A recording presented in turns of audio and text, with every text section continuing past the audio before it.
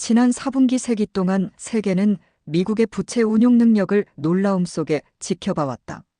민주당 공화당 정권을 막론하고 미국 정부는 전쟁, 세계적 경기 침체, 팬데믹, 금융 위기 등 국난에 직면할 때마다 다른 어떤 나라보다 과감하게 국채 발행을 통해 위기를 돌파해왔다.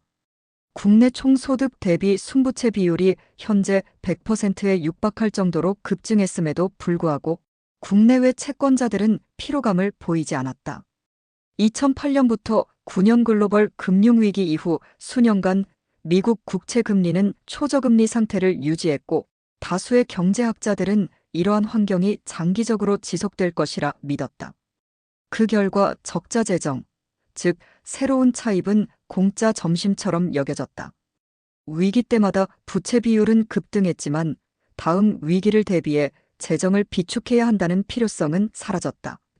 달러가 세계 최고의 안전 유동 자산으로 인정받는 한 글로벌 투자자들이 위기 시에도 미국 국채를 기꺼이 사들일 것이라는 믿음이 뒷받침됐다.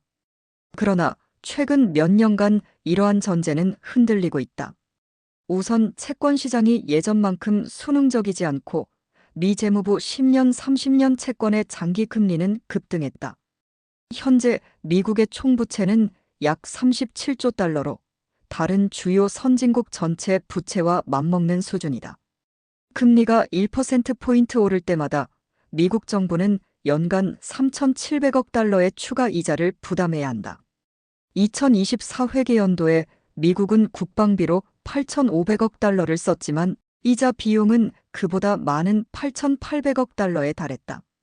2025년 5월 기준 주요 국제 신용평가사들은 모두 미국 국가 신용 등급을 강등했고 미국 국채를 보유한 은행과 해외 정부들 사이에서는 미국의 재정 정책이 통제 불능 상태로 가고 있다는 인식이 확산되고 있다.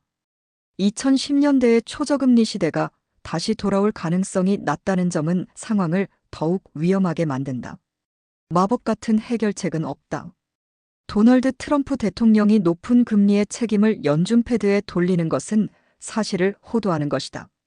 연준은 하루짜리 초단기 금리 기준금리를 조정할 수 있지만 장기 금리는 글로벌 자본시장이 결정한다. 만약 연준이 금리를 지나치게 낮추고 시장이 인플레이션 상승을 예상한다면 장기 금리는 오히려 상승한다. 예기치 못한 물가 상승은 채권자 입장에서 부분적 디폴트로 간주되기 때문이다.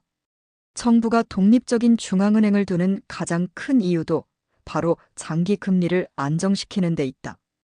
연준의 독립성이 훼손될 경우 미국의 차입 비용은 오히려 상승한다. 국채의 안전성에 대한 회의는 달러에 대한 불신으로 이어지고 있다. 달러는 수십 년간 세계 기축 통화 지위를 누리며 미국 차입 비용을 0.51%포인트 낮춰주는 효과를 제공해왔다. 그러나 미국의 부채가 비정상적으로 불어나면서 달러의 위상은 흔들리고 있다. 단기적으로는 세계 중앙은행과 투자자들이 달러 보유량을 제한할 수 있고 장기적으로는 위안화, 유로화, 암호화폐 등으로 시장 점유율이 분산될 가능성도 거론된다. 어떤 경우든 해외 수요 축소는 미국 국채 금리를 끌어올리고 미국이 부채의 수렁에서 벗어날 가능성을 더욱 어렵게 만든다. 이미 트럼프 행정부는 연준 장악만으로는 부족할 경우 부채 상환 압박을 해결하기 위한 보다 과격한 조치를 암시한 바 있다. 2024년 11월 당시 백악관 경제자문위원회 수장에 오른 스티븐 미란이 제시한 이른바 말하라고 협정마 어라고 어코드는 미국이 수조 달러 규모의 달러 자산을 보유한 해외 중앙은행 및 재무부를 대상으로 선택적 디폴트 상환 거부를 단행할 수 있다는 전략을 담고 있었다. 실제 정책으로 검토됐는지는 불확실하지만 그 존재만으로도 글로벌 투자자들을 불안케 했으며 앞으로도 기억에서 지워지기 어려운 사건으로 남게 될 것이다. 2025년 7월 의회를 통과한 대규모 세제 제정 법안에는 특정 해외 투자자들에게 20% 세금을 부과할 수 있는 대통령 재량권을 부여하는 조항이 포함됐다가 최종안에서 삭제되었다. 그러나 이는 미국 정부가 재정 압박에 직면할 경우 언제든 유사한 조치를 꺼낼 수 있다는 신호로 해석된다. 장기 금리가 급등하고 공공부채는 제2차 세계대전 이후 정점을 향해 치닫고 있으며 해외 투자자들은 점점 신중해지고 정치권은 추가 차입 억제 의지를 보이지 않는 상황이다. 이런 가운데 세기에 한 번 있을 법한 미국 부채 위기가 더 이상 허황된 우려로만 보이지 않는다. 부채금융 위기는 언제나 한 나라의 재정 기반이 취약하고 금리가 높으며 정치적 마비가 심화된 상태에서 예기치 못한 충격이 덮칠 때 발발한다. 현재 미국은 이미 이 세 가지 조건을 모두 충족한 상태다. 남은 것은 충격뿐이다. 설령 본격적인 부채 위기를 피하더라도 미국 신용도에 대한 신뢰가 급격히 훼손된다면 그 파급력은 깊고 장기적일 것이다. 정책 당국자들이 이러한 시나리오가 어떻게 전개될 수 있는지, 정부가 어떤 대응 수단을 갖고 있는지를 인식하는 것이 시급하다. 장기적으로는 심각한 부채 위기, 혹은 더욱 가능성이 큰 인플레이션, 악순환이 미국 경제를 잃어버린 10년으로 몰아넣을 수 있으며, 이는 달러의 기축 통화 지위를 약화시키고 궁극적으로 미국의 글로벌 영향력을 훼손할 수 있다. 그들의 돈, 우리의 이익. 미국의 부채 문제의 근본 원인은 트럼프 행정부의 정책이 아니라 오히려 지난 수십 년간 누적된 적자 재정 관행이다. 트럼프 행정부의 경제 정책은 이를 가속화하는 역할을 할 뿐이다. 그 시작은 1980년대 로널드 레이건 대통령 시절로 거슬러 올라간다. 당시 미국의 부채 대비 GDP 비율은 현재의 3분의 1 수준이었으나 레이건은 대규모 적자 재정을 일상화했다. 딕 체니 전 부통령이 조지 W. 부시 행정부 초기에 레이건은 적자가 문제가 되지 않는다는 것을 증명했다고 말한 것도 같은 맥락이다. 이후 민주공화 양당 모두 21세기 들어 훨씬 더 심각한 부채 부담에도 불구하고 이 과정을 기정사실화했다. 2024 회계연도에 조 바이든 행정부는 GDP 대비 6.4% 적자를 기록했는데 이는 글로벌 금융위기와 팬데믹 첫 해를 제외하면 평시 기준으로 사상 최대였다. 전년도 6.1%를 웃도는 기록이다. 중도 성향의 민주당 상원의원 2명이 적극적인 지출 확대 법안을 축소하지 않았다면 바이든 행정부의 적자는 더 커졌을 것이다. 아이러니하게도 트럼프는 2024년 대선에서 바이든의 막대한 적자 재정을 맹비난했으나 재집권 후에는 동일한 수준의 적자를 사실상 수용했다. 의회 예산국 CBO와 재정책임위원회 CRFB 등 독립기관의 전망에 따르면 향후 10년 동안 GDP 대비 6에서 7% 적자가 지속될 전망이다. CRFB는 2054년까지 미국의 부채 비율이 172%에 도달할 것으로 보고 있으며 최근 통과된 법안의 조항이 영구화된다면 190%까지 치솟을 수 있다고 경고한다. 트럼프와 그의 경제 참모들은 이러한 전망이 지나치게 비관적이라고 주장한다. 경제 성장률은 실제보다 낮게, 금리는 실제보다 높게 잡았다는 것이다. 그들의 논리는 간단하다. 성장률이 높아지면 세수도 늘어나고 금리가 낮아지면 이자 부담도 줄어들어 결과적으로 적자가 줄어든다는 것이다. 2025년 1월 CBO는 향후 10년간 연평균 1.8% 성장률을 전망했으나 트럼프 행정부는 이를 2.8%로 잡았다. 이 차이는 크다. 성장률 1.8%라면 경제 규모가 2배가 되는데 39년이 걸리지만 2.8%라면 25년이면 가능하다. 트럼프 행정부가 자신 있게 각종 재정 선물을 제공하는 것도 이런 전제를 바탕에 두고 있다.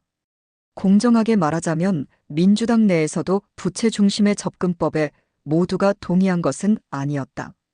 바이든 대통령은 진보적 우선 과제를 위해 막대한 적자를 감수했지만 장기적으로는 증세를 통해 재원을 충당하겠다는 의지를 분명히 했다. 만약 민주당이 상원에서 더 큰 의석을 확보했다면 실제로 세금 인상이 추진됐을 가능성도 있다. 반면 공화당 행정부는 감세를 위한 적자라면 괜찮다는 주장을 반복하며 높은 성장률이 결국 적자를 흑자로 전환시킬 것이라는 논리를 폈다. 이 주장이 과장됐음은 널리 인식됐지만 월가를 포함한 일반적 시각은 초저금리 기조가 이를 지탱해 줄 것이라는 믿음이었다.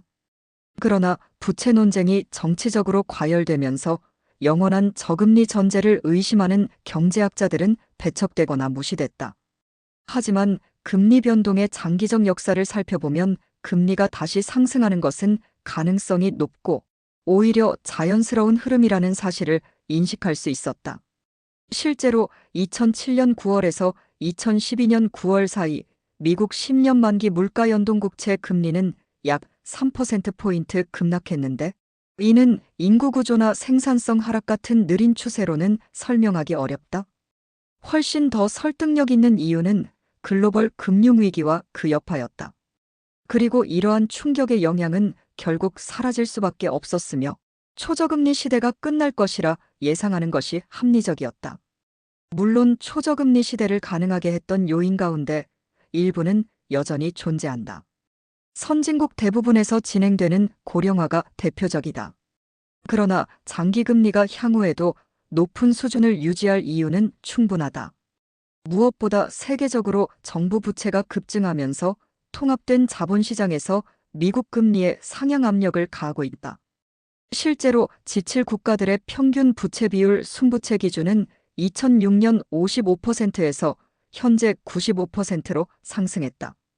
미국 98%는 최악은 아니며 일본은 134% 총 부채는 무려 GDP의 235%, 이탈리아 127%, 프랑스 108%에 달한다.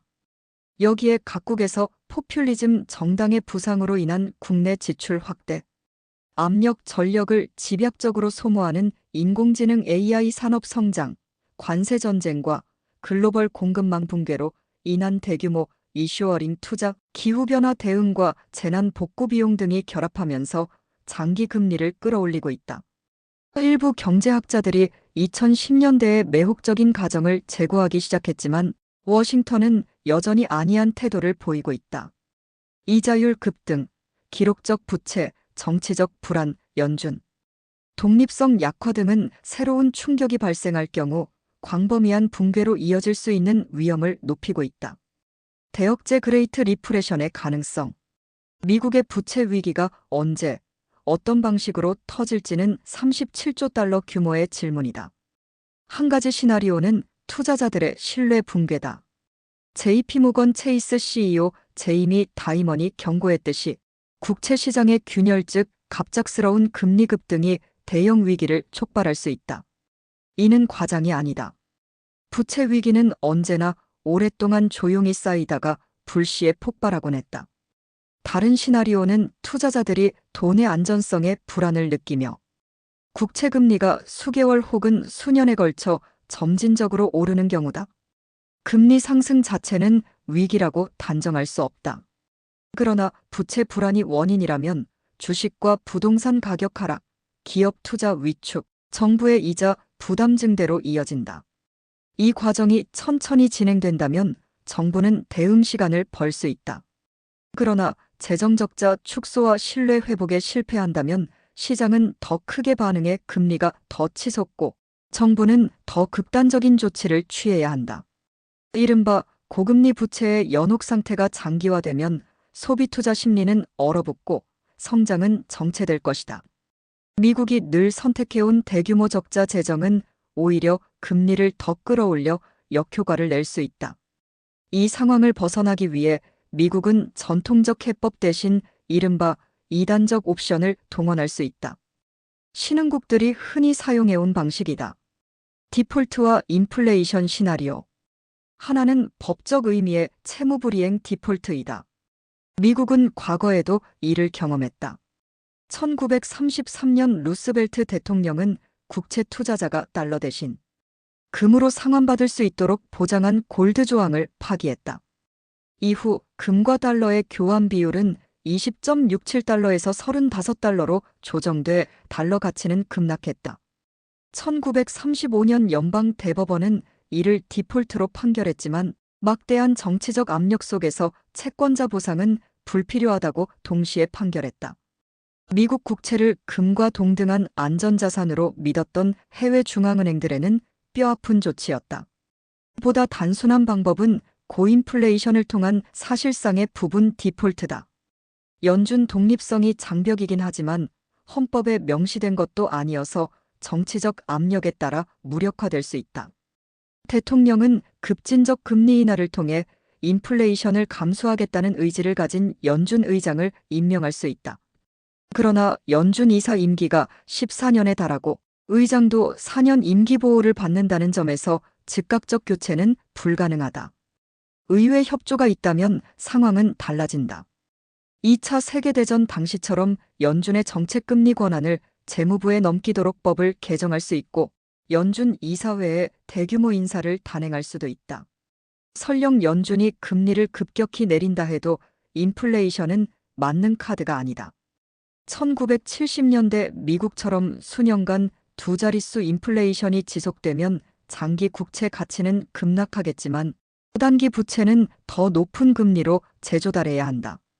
결국 미국 세계 경제 모두에 심각한 타격이 불가피하다.